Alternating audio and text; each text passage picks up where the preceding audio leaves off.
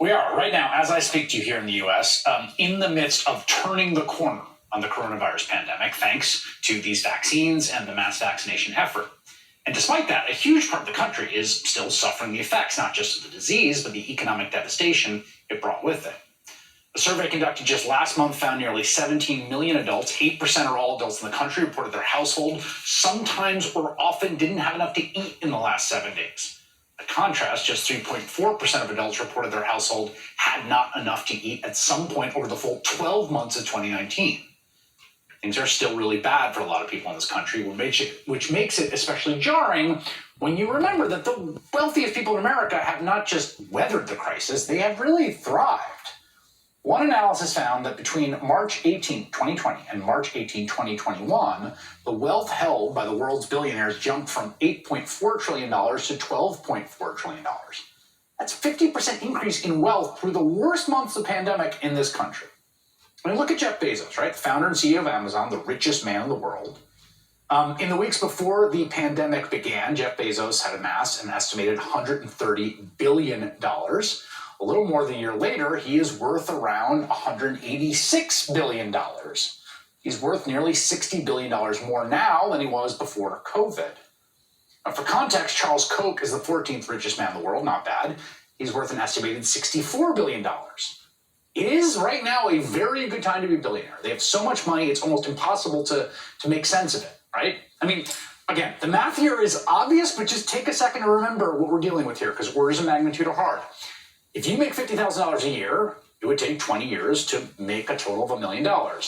It would take 20,000 years to get to $1 billion, right? $1 billion is so much money. Jeff Bezos is worth nearly $200 billion.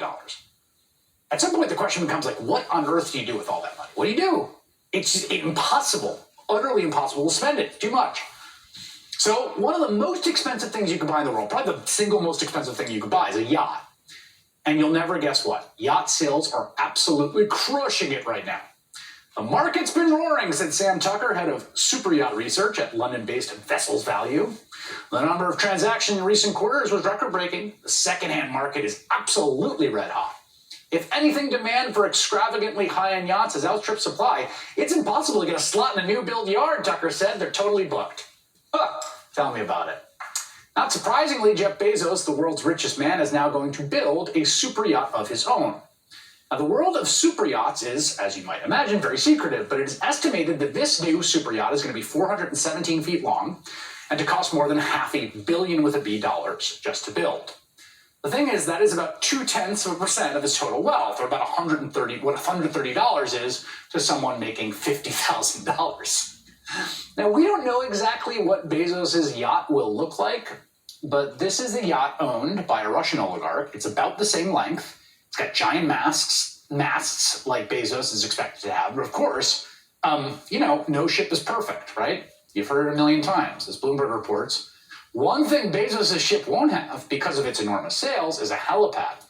So Bezos and his partner, Lauren Sanchez, a helicopter pilot, have commissioned a support yacht. Yes, a support yacht, like a support dog, but yachtier, with a helipad.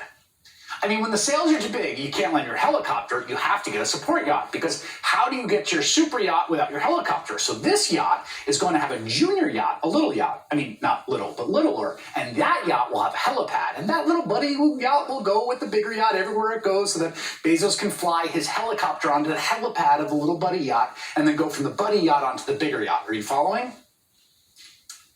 This is the way the world is right now in the second Gilded Age. The amount of capital accumulation at the very, very top is incomprehensible, probably unrivaled in global history. And there are other people on that level. It's not just Jeff Bezos. There are a bunch of them. 9 of the 10 richest people in the world live here in the United States. The U.S. still has more billionaires than any other country, with 724, up from 614 last year. We added more than 100 billionaires in a year when most of the country was experiencing the worst economic downturn in a century. There's an argument that some kind of intervention is necessary here. One idea is that if all that wealth is just sitting there, tax the wealth. One of the most sort of radical, compelling, polarizing ideas introduced in the American political discourse over the last few years. The woman who first introduced it, Senator Elizabeth Warren, is going to join me next.